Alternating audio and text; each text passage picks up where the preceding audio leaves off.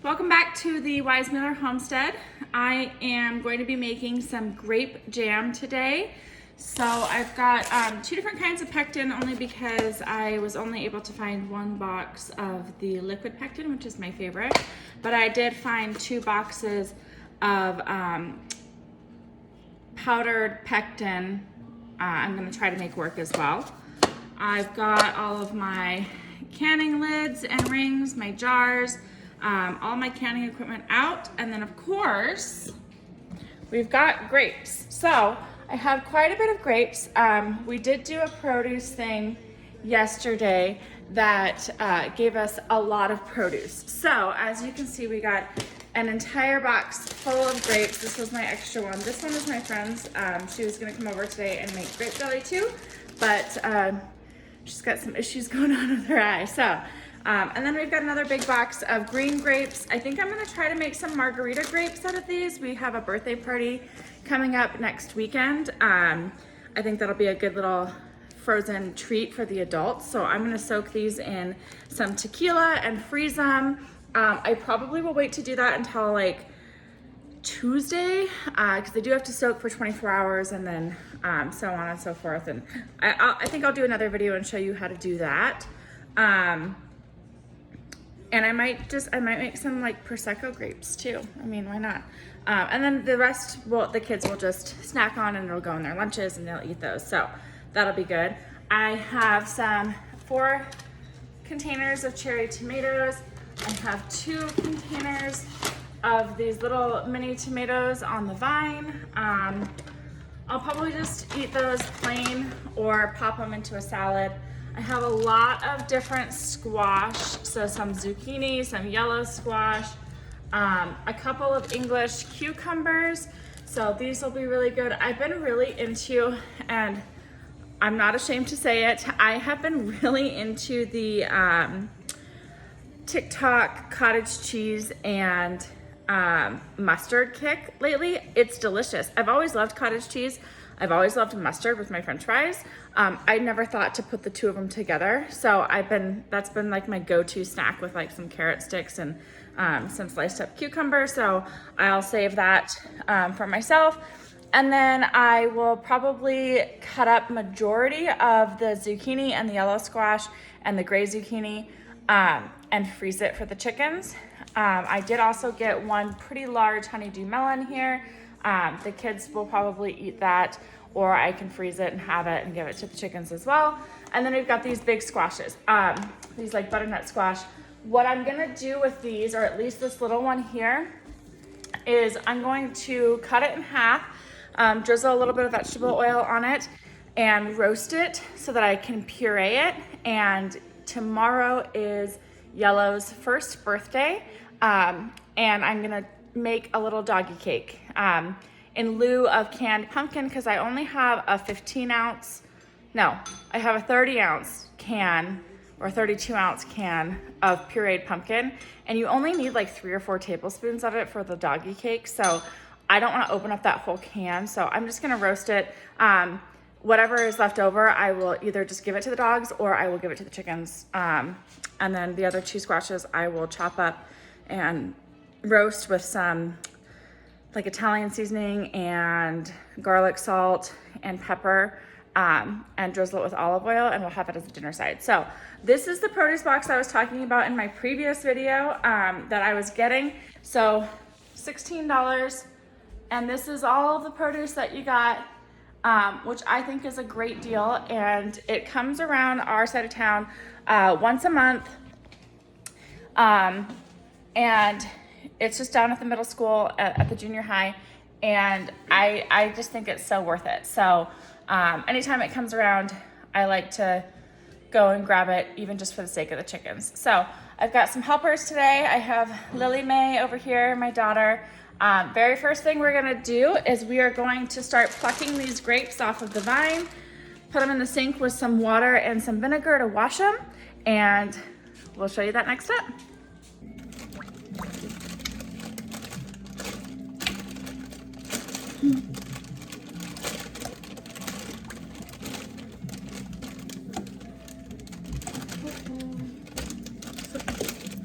It's okay, just leave it.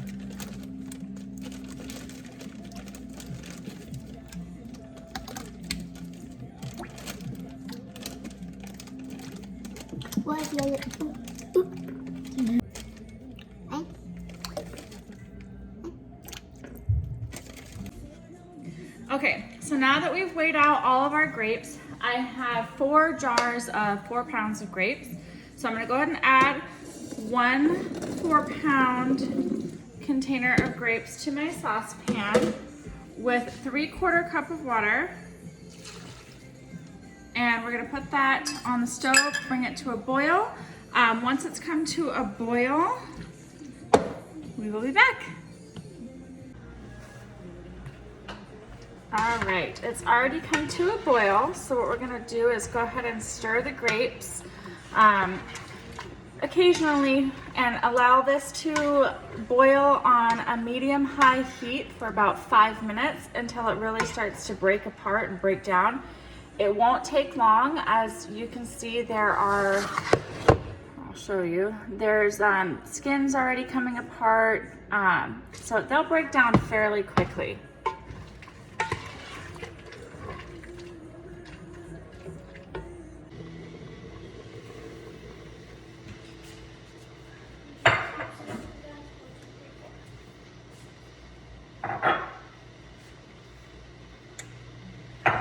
Milk and some sugar.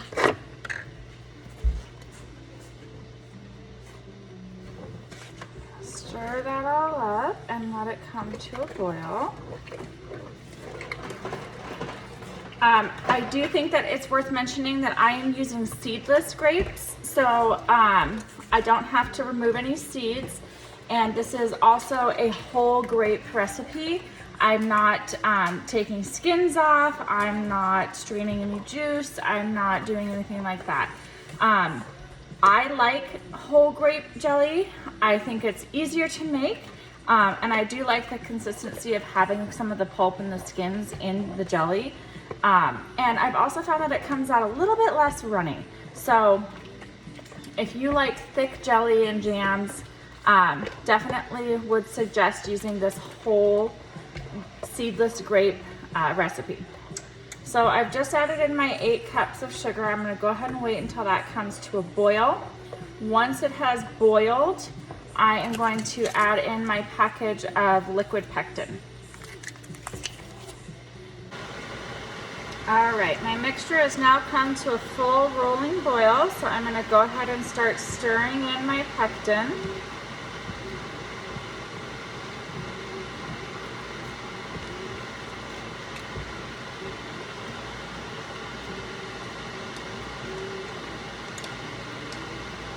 And bring it right back up to a full rolling boil and stir it continuously for a couple of minutes.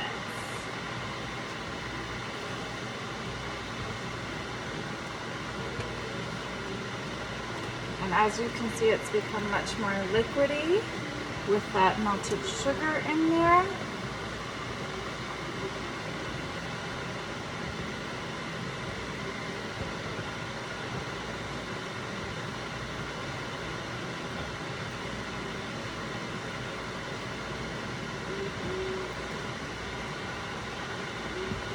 Starts to look pretty foamy on the top, and once we remove it from the heat, we're going to scrape some of that foam off.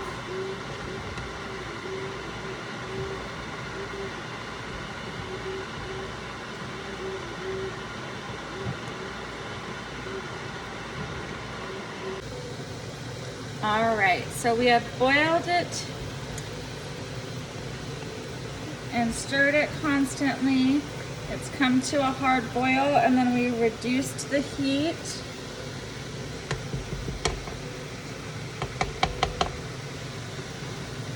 So as it's coming to that bigger, harder boil, it's gonna start to rise up in the pot.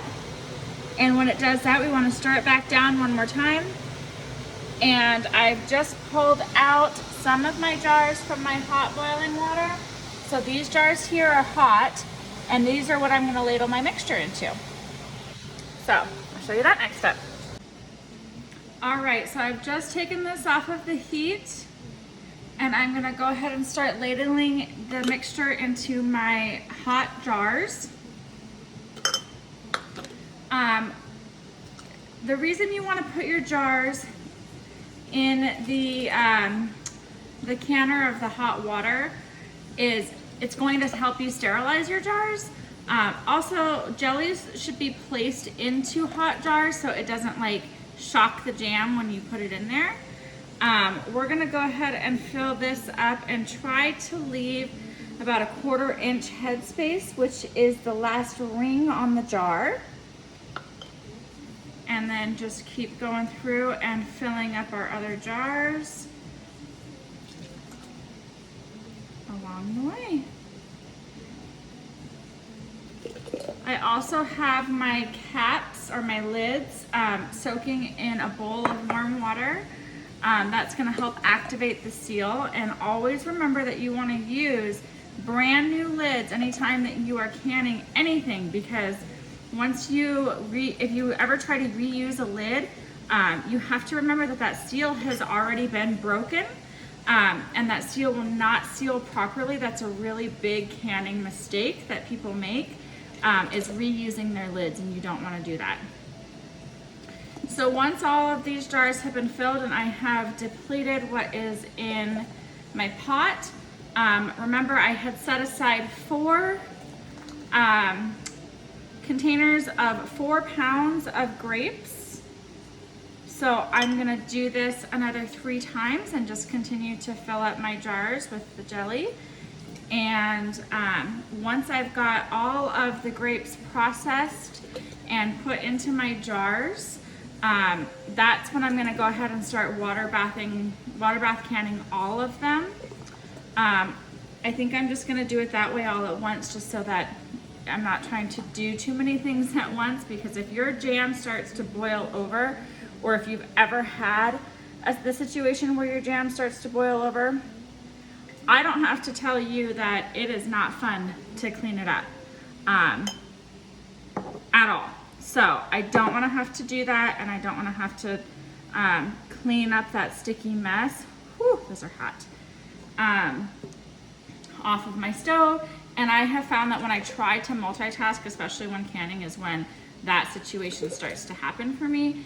And I'm just going to try to avoid it if I can. So this 4 pounds of grapes should fill up, that wasn't very much, 6 jars to the 1/4 inch headspace. And then this one I'm just gonna kind of pour in. Be very careful not to splash it or slosh it around. All right. So this one didn't fill it up quite as much, and I do want that 1/4 inch headspace on all of them, so I'm gonna go ahead and save that jar for my next mixture, my next batch, and add to it. But I'm gonna go ahead and start taking some of these lids. Oh, first I'm going to, I've got just a paper towel and some regular old white distilled vinegar. And I slosh a little bit on the paper towel here. And I'm gonna go around the rims of my jars with that vinegar and clean off any excess jelly. That way the seal on the jars is nice and clean and tight. And then I don't have to worry about the seal not being right, or it not adhering properly to the jars during the water bath canning process. And I don't have to worry about there being any or too much moisture in there. So now that I've got all the tops of my jars cleaned off, I'm gonna go ahead and take my lids that have been soaking in the warm water and pop them onto each one. And again, that warm water activates that seal. We're not gonna do that one just yet. And then we have our rings. And we're just gonna place the rings on the jar, just finger tight. Just be careful because those jars are hot. Ooh.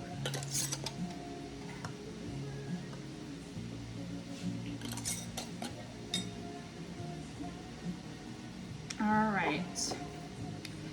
And there we've got 5 jars of jelly. So we're gonna go ahead and, like I said before, just completely repeat that process. So,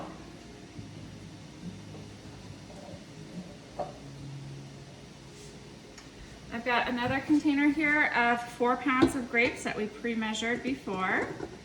Add those to my pot.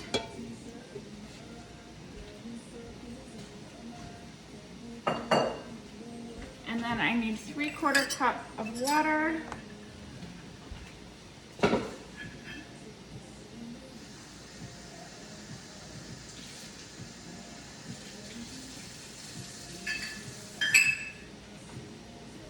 Put that back on the stove, bring it to a boil, and repeat the whole process. Okay, so I've just finished my last batch of jam. So here she is. I've got my water bath going. I'm just gonna go ahead and drop these in.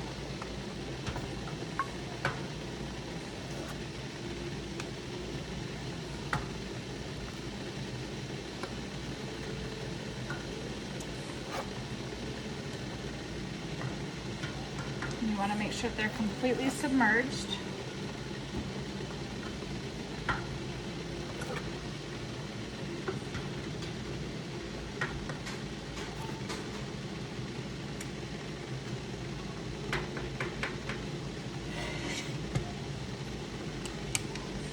Put the lid on and set the timer for 10 minutes.